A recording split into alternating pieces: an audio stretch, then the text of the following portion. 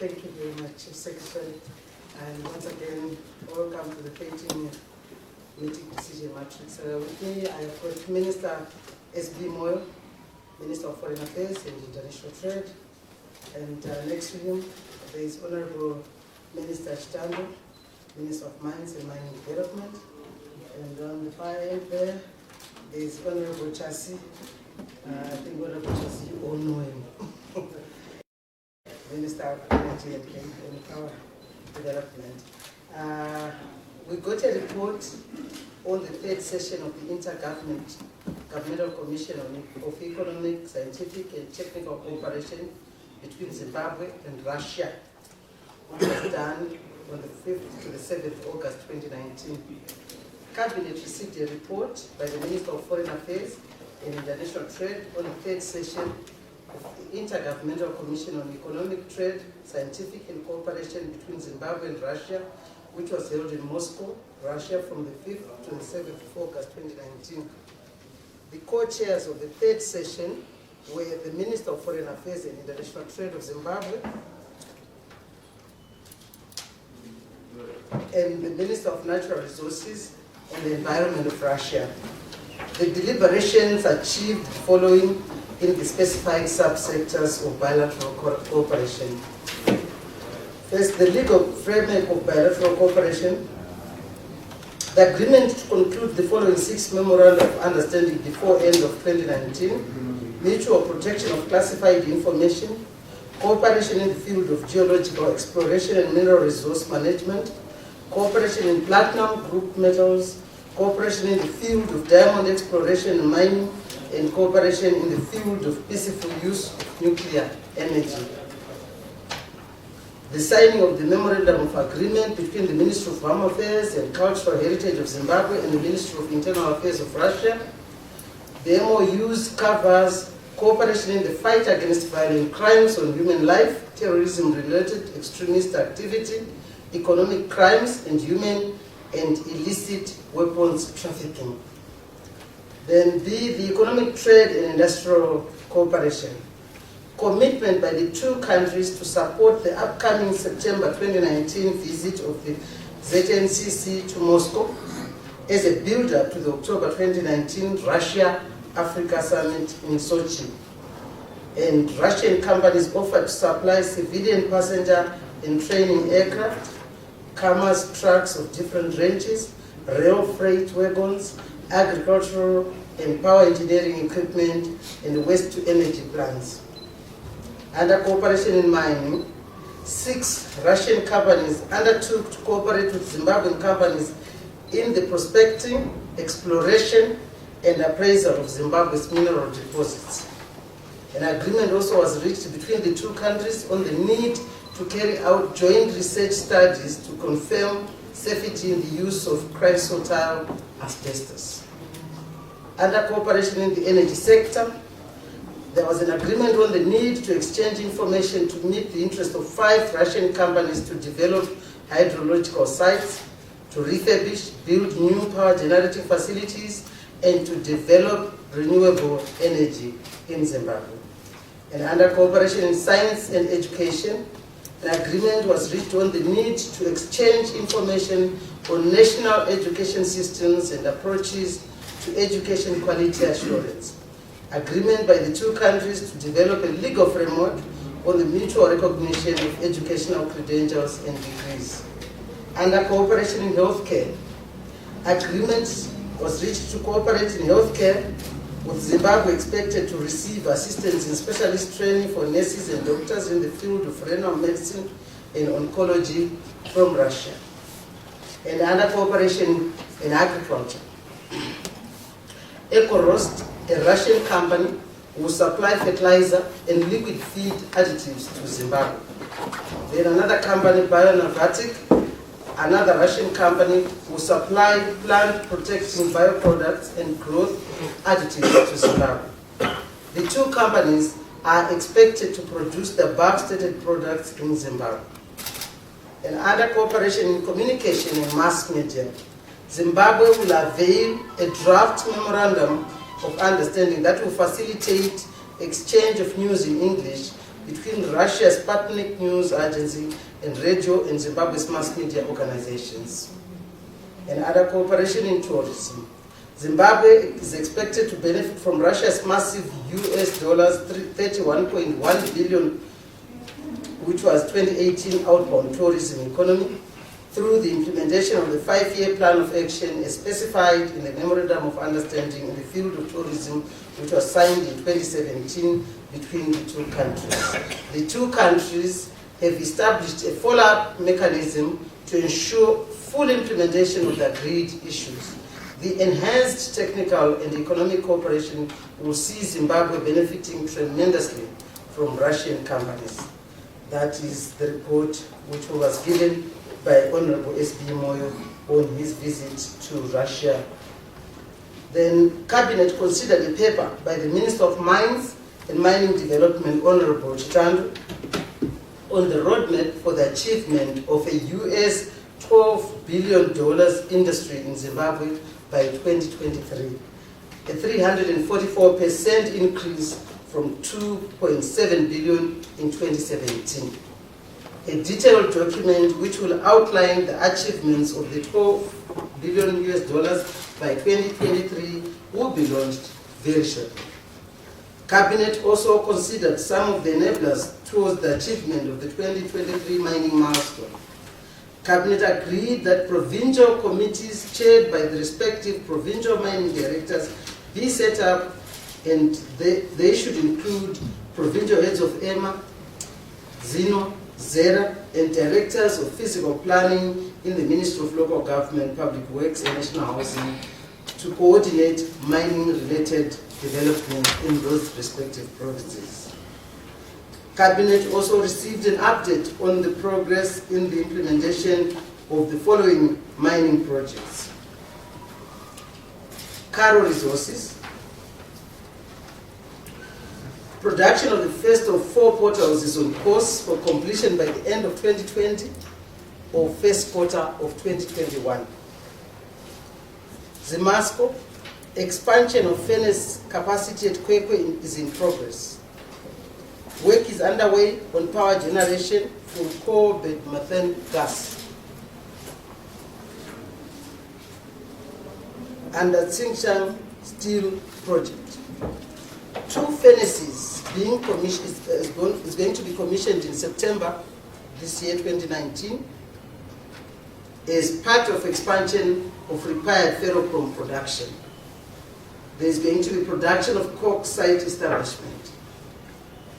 Teams will be on the ground in Vuma area for resource evaluation under Tsingshan Steel Project. Then under Bravura, another company, investor, evaluation of resources is underway. They've already invested heavily in drilling rigs. And another investor, Arcadia Lithium, funding has been secured, construction is about to start. Kamativi Tailings Company, construction is in progress and should commence production in 2020. Then South Mining Company, they are constructing a coke works plant which will produce about 300,000 tons per annum, generating about US $75 million. The first section of the battery plant, which produces 150,000 tons, being turned on around 27th August 2019, and this will start producing about 50 days later. The second phase of 150,000 tons being turned on in December 2019. Then there's another company called Jinan in Gweru. This company produces high carbon ferrochrome. They are the only producers of low carbon and ferrosilicon chrome, which is high value. The commissioning will be in September this year, and they will be the first and so far the only plant of electrode paste which is used in furnace operations. Tsingshan Afroshin is another investor. They are already running 3 furnaces in Selu. 2 2 new furnaces, which currently make them the highest producers of high carbon ferrochrome, are ready for commissioning. Then that's as far as the update on the implementation of the projects.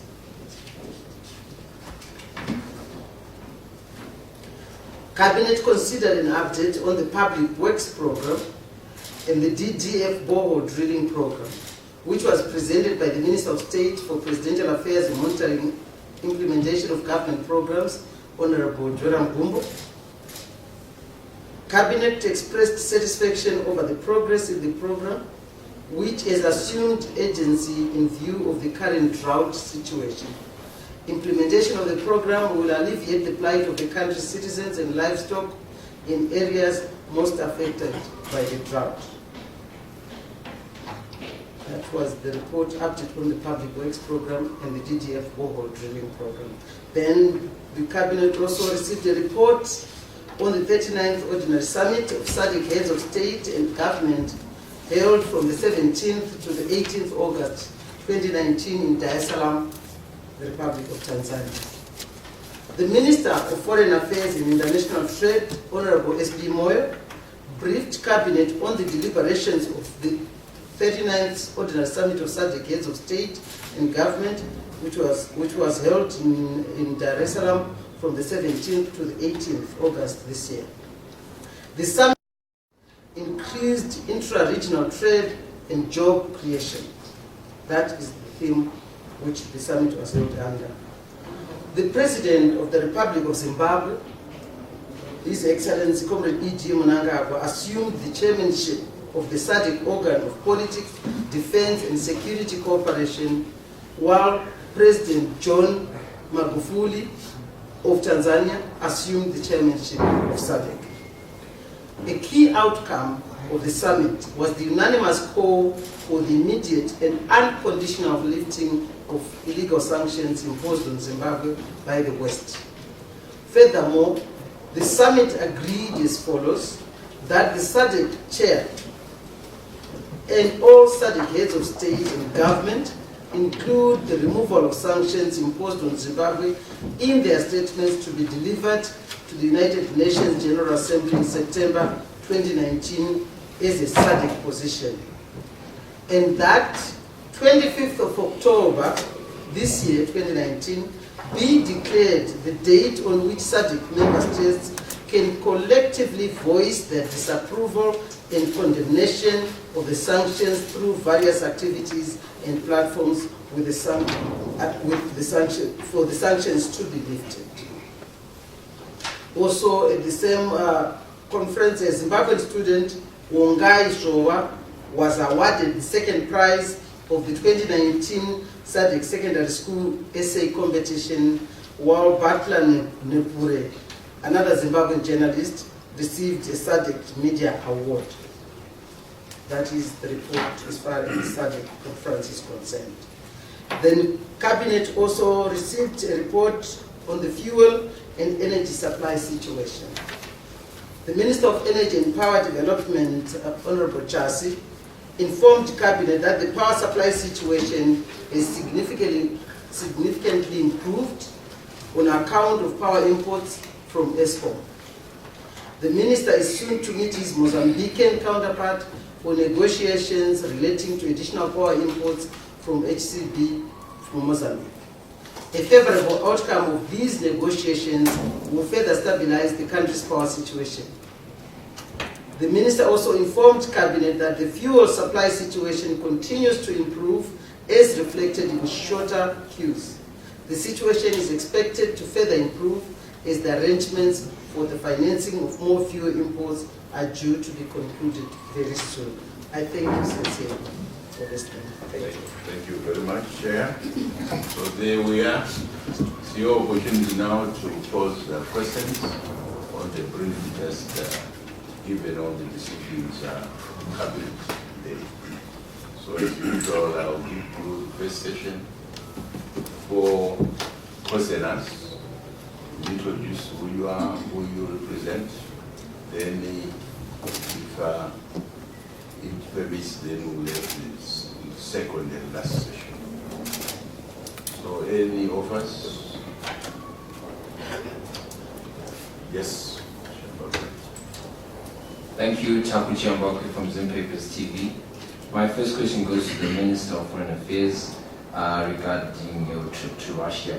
You highlighted MOU that was signed regarding the energy sector to do with hydrological sites as well as investment in the renewable energy. Are there any timelines for these things to happen, especially now where we have this shortage of electricity? So do we have any timelines to when development will start? And then my second question goes to the Minister of Mines. 12 billion by 2023, 327% rise. Beautiful stats. I just wanted to know which minerals are going to be driving, which are the key minerals going to be driving your vision for 2023. Just give us the percentages if you have them off it. Thank you. Okay. Any second? Yes, please. My name is Maxwell Tabataba from SAIFM. I would like to ask you, did Cabinet also discuss about issues of demonstrations that are going on in the country, and also there's been an issue that the banning of those demonstrations is depriving people's human rights. Does Cabinet by any means talked about that issue? In fact, there was no discussion, so what we always presented is what was discussed, so that we will focus our attention on the issues that were under discussion. So we will give you another opportunity to ask another question. Oh, okay. Any other volunteer? Yes, please. Abigail Tembo from ZBC. My question is on the public works program that DDF is currently carrying out. We've seen that there were many projects that they are doing in the rural areas. Are there any plans to move, for example, bore drilling into urban areas, seeing that we have a lot of water problems in urban areas more than the rural areas? Okay. Any other volunteer?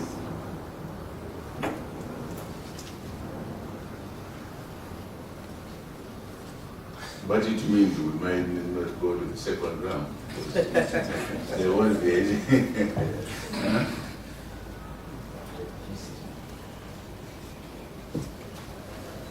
Any other volunteer?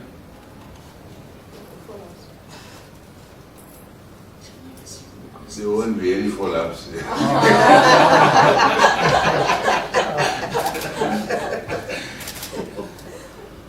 So it looks like we'll deal with those 3 questions. Back to you, Honorable Chair. Thank you very much, Chief Secretary. I think the brief was very explanatory. Yeah, it was good. But let's take a question from Tapu Chiambake team, directed to you, Foreign Affairs Minister, regarding your trip to Russia.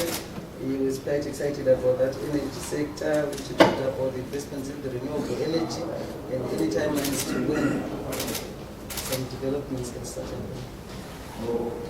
Minister. Thank you very much for that particular question. Let me say that the Intergovernmental Commission which took place in Moscow was preceded by His Excellency's visit in January. So this was actually a follow-up of events which developed and which actually rekindled the kind of focus by Russia in as far as its policy on Africa is concerned. And a number of agreements, of course, were discussed and they were concluded.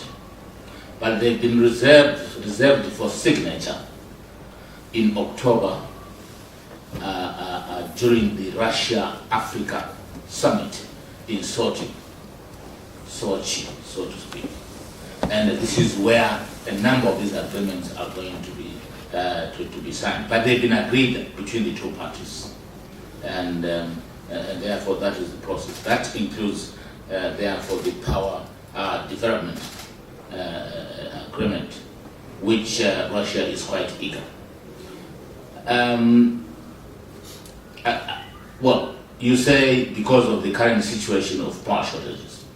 I think the parks, on behalf of Minister of Energy, I think the power situation at the moment is transitory. It's not a permanent feature when you look at the grand plans which this country has and which this government has. And therefore, I think this agreement with Russia is only going to complement already plans which are there. Otherwise, you are going to be smiling all over with electricity.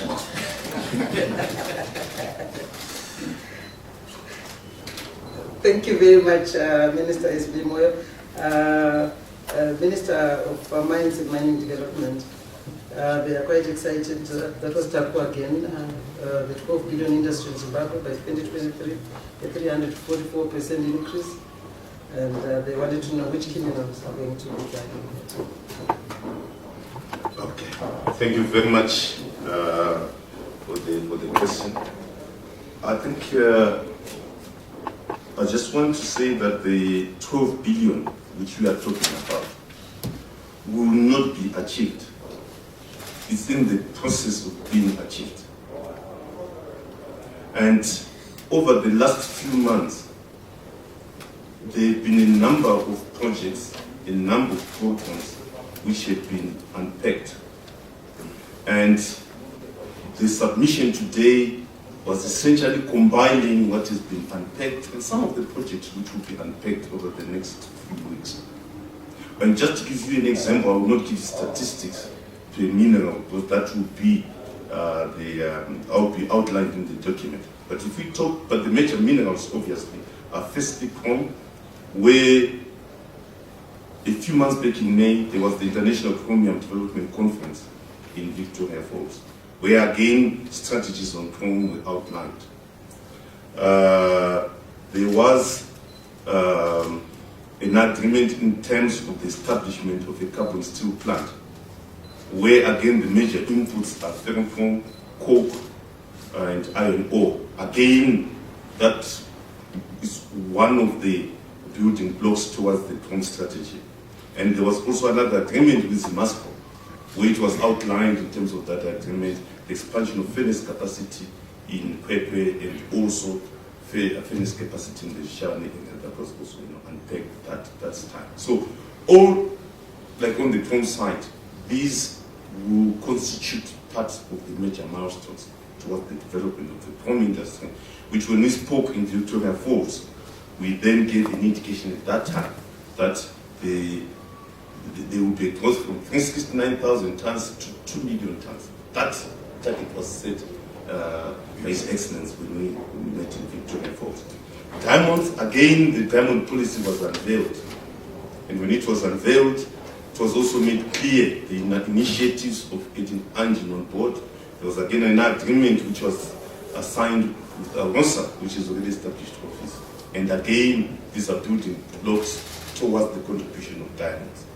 So I just want to emphasize that the achievement, the 12 billion is actually being achieved, as you note in the document when it is published. Then there was also the issue of coal and hydrocarbons. Again, a few weeks back, there was an agreement with Victoria Consulting in terms of the export of coal to outside the country, principally to India and Japan. Again, that will drive, as you note in that document, the growth of the coal and hydrocarbons sector. And we also indicated in that launch that traditionally Zimbabwe has always produced about 3 million tons, but the aim was to produce in excess of 10 million tons. So then the platinum, there is again one of the first key agreements which was signed, which was the Karo Resources, which will be unpacked. There was initially a groundbreaking ceremony, then there was also another ceremony where HE went to appraise himself on the protests being done on the current resources. And subsequently, there was also another agreement with Bravura on the platinum space. So again, it's the journey towards the attainment of the 12 billion industry. Then, last but not least, on gold, where again there have been policy initiatives, especially in terms of the artisanal miners and also in terms of the establishment of the gold sector. So the document which will be launched will sum up all those initiatives and clearly demonstrate the achievement of the 12 billion, which indeed will be achieved by the year 2024. Thank you very much, Minister Chitando. And Abigail Tembo, you wanted to know whether the public works programs, which was given a report given by Honorable Gumbo, and the DDF Pogo drilling programs. I want to say the government is actually identifying where there is need. You've seen that it's actually the first time in the history of this country that we are actually giving food insecure families in urban areas. They are actually accessing food. So we will certainly be looking at where there is a need. Government is certainly be drilling boreholes to make sure that people have access to clean water. Thank you. Is it on? You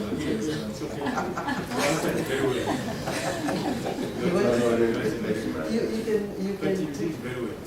Okay. All right. Thank you. So, are we having a second? Okay. So, let's give them the benefit of doubt. Second debate. And this is the last now. Yes, please. My name is Sharon Toya from Louisiana. My question is to the Minister of Foreign Affairs. I do commend SADC for taking a stand against sanctions on Zimbabwe at the recently held summit in Dar es Salaam. But today, the European Union and other group of nations issued a statement to the effect that they are condemning police acts to stop demonstrations by the opposition. I just wanted to find out, where does this put Zimbabwe's re-engagement efforts with the West? Thank you. Okay. Any? Yes. Second debate. Thank you, Taku Chambak, is in papers. My question goes to the Minister of Finance. With these projections from the Minister of Mines, does this then mean Zimbabwe's economy is no longer being driven by agriculture, or the agricultural sector will also come up with a position paper like what the Ministry of Mines has done to say from now till 2023 we want to be contributing so much money? Yeah, so that's my question. Okay. In the back, yes. Gordon Spanda, Zim Papers. My question goes to the Minister of Mines. Minister, with regards to the issue of growing the gold mining sector, there have been concerns around the issue of the use of mercury in the treatment of gold and its effects on the environment. And I understand that there was an agreement under the Minamata Convention.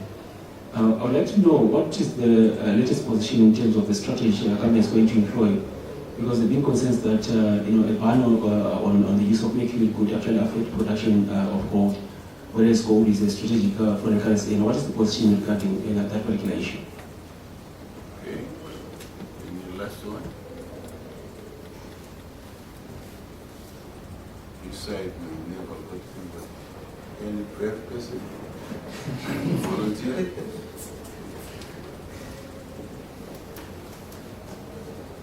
None, I think that will be. Oh, yes. Thank you. My name is Leo from newslevel.com. My question is around the nuclear. I heard she mentioned nuclear cooperation with Russia. I just wanted to know whether you already have areas which you are looking at exploring and maybe a bit more detail around that. Thank you. Okay, so that's the last step. Back to Honorable Minister. Yes, thank you very much, Mr. Secretary. Thank you for the good questions. Sharon Tawia from Louisiana. She was commenting on SADC's position against the legal sanctions imposed on Zimbabwe. And she went further to say EU has issued a statement condemning police who stopped the demonstration. How do you, what's your comment?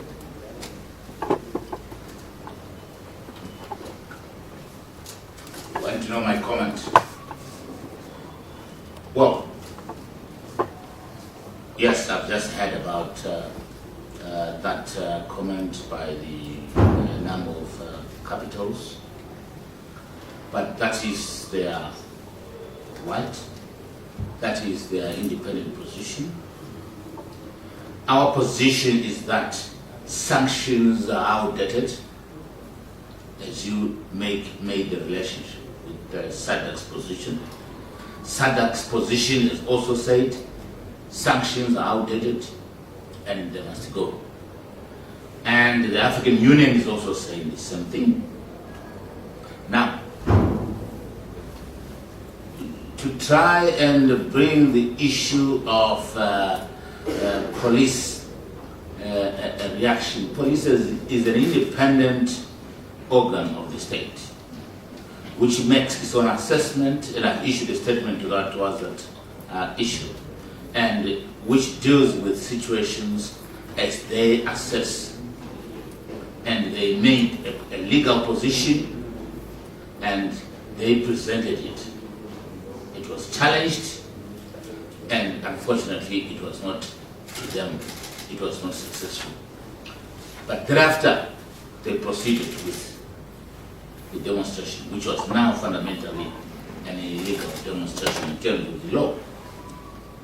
So, whether the police used excessive force or not, we will always, as government, desire that the police should use commensurate force or response to demonstrations.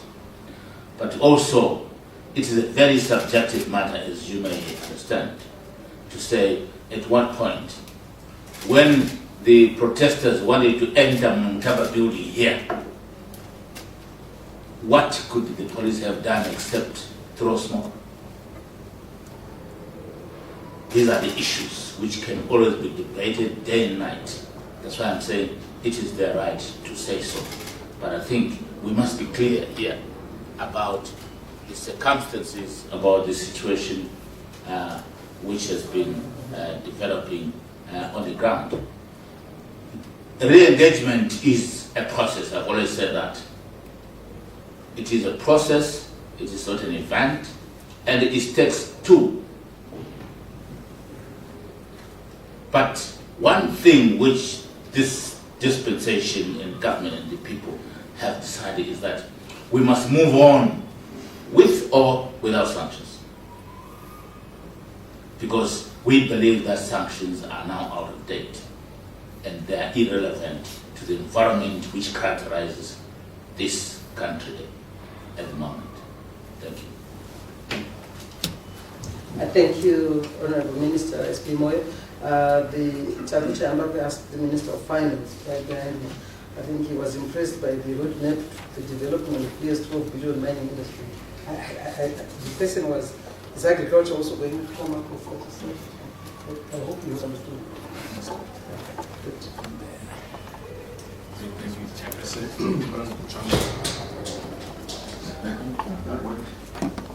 Thanks for the question. It's from Chama. Yes, thank you. Now, does it mean that from the report that the mining sector has become more important than agriculture? You know, certainly in this year and next year, the mining sector is going to be one of the largest sectors in terms of the contribution to GDP. At the moment, it's about 18% of GDP. The largest sector is still the services sector, but the services sector combines quite a lot of sectors that offer services, you know, so it's a much broader sector. But the mining sector is very important. Also, the mining sector is the largest foreign currency earner in terms of exports. And then you also see it now create more jobs through the report that has been presented by the Minister of Mining to Cabinet. But also, you know, you should never look at the mining sector as as an island monolithic sector, it has got linkages, both backward and forward linkages with other sectors. So when we're talking about the 12 billion, which is directly coming out of the sector, there's a multiplier effect, 2 times, 3 times, in terms of what it procures as a sector from other sectors and what it also sells to other sectors. So there's also a multiplier effect beyond the 12 billion. So that's why I always think that yes, it's 12 billion, but it's 12 billion plus in terms of its impact on the economy. Now, will the agricultural sector also produce a similar report from the minister? The answer is yes. And I think the intention is to make sure that every economic sector in the future is able to articulate its contribution to the economy, to the TSP, and then eventually to Vision 2030. I think for agriculture specifically, strategies will be proffered as to how we can be food secure, whether we have a drought and whether we are not in a drought situation. But also, we want to go beyond agriculture being a social issue to being a business. Agriculture is a business. So we want to think of agriculture being something about intervention along the value chain from farm to fork. Now, going back to mining again, so I think the issue is for us to attain that 12 billion plus, including the multiplier effect. The issue now is how we in the policy-making sector can then improve the fiscal regime for the mining sector in terms of, so that we remove the royalties in terms of double taxation. Now, they're tax deductible as a charge. We just need to deal with that fiscal regime to make sure that the tax system is not a hindrance but a facilitator for the sector. And the same applies to agriculture and indeed all other sectors. But also make sure that the ministry is resourced enough to be able to carry out its mandate and deliver on the 12 billion plus. And finally, for the gold sector, we launched $100 million gold fund. I don't know if they're aware of this, a few weeks ago, to support the acquisition and the production of gold. So you can actually see the unfolding of the strategy to make the 12 billion plus happen in this sector. I thank you. Thank you very much, Minister, Professor Mtuli. And the next question was from Golden. Golden, I didn't get you. Golden Spanda. Golden Spanda from which way? Golden Spanda from Zim Papers. We do all the business news for Zim Papers publications, Business Weekly, Business Herald, and the Sunday Mail, as well as other electronic platforms. It's good, and I will not forget you next time, that's for sure. So Golden Spanda is asking Minister Chitando, issue of mercury in treatment of gold, what is government strategy? Maybe a ban of mercury, and that will affect the industry. No, thank you very much for your question. Unfortunately, I will not answer it now, for the simple reason that within the next 3-4 weeks, government will be announcing a number of environmental interventions in terms of making sure that there is full compliance to good environmental practice, which will also include mercury. And if that's a particular announcement, we can talk about that. Thank you. All right. Thank you very much, Minister. The last but not least is from Leo News, Zimbabwe.com. Minister SP Moyo, he was talking about the nuclear cooperation with Russia. He was wondering whether we can expand on it.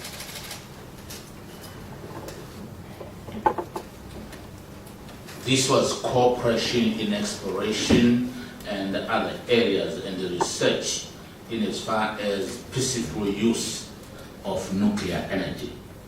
And when you say peaceful use of nuclear energy, it is one of the areas where power actually can be generated from, in as far as that is concerned.